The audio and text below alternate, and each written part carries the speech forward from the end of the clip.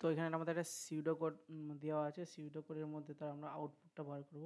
এখানে প্রথমেই বলা আছে a equal to 9, b equal to 7। তাহলে আমরা সাইডে একটা জায়গায় লিখে নিই, a B a equal to 9, b equal to 7। তো ফাংশন ইন্ট এ মানে আমরা আগেই জানি 9, ইন্ট বি মানে 7। তারপর ইন্ট সি দিয়েছে, সেট সির ভ্যালু সিকে 2 দিয়ে ভ্যালুটা সেট করতে বলেছে, তাহলে সি ইকুয়াল টু লিখি 2।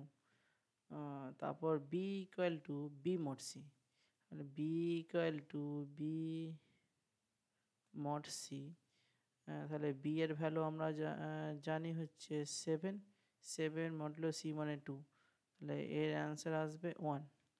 আবার তার মানে এখানে যে যে এর যে ভ্যালু আমরা 1 যেটা পেলাম সেটা কোথায় গিয়ে সেট হবে, এই বি এর ভ্যালু।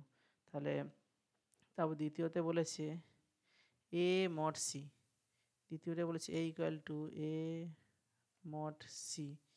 এ এর ভ্যালু আমরা জানি হচ্ছে 9, মড সি মানে 2, তাহলে এরও অ্যান্সার 1। তাহলে এই 1টাও গিয়ে সেট হবে এই 1 এর ভ্যালুতে।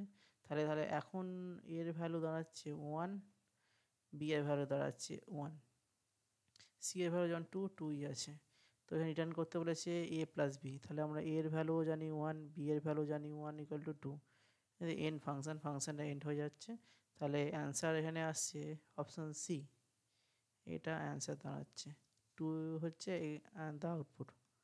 তাহলে আউটপুট হবে 2।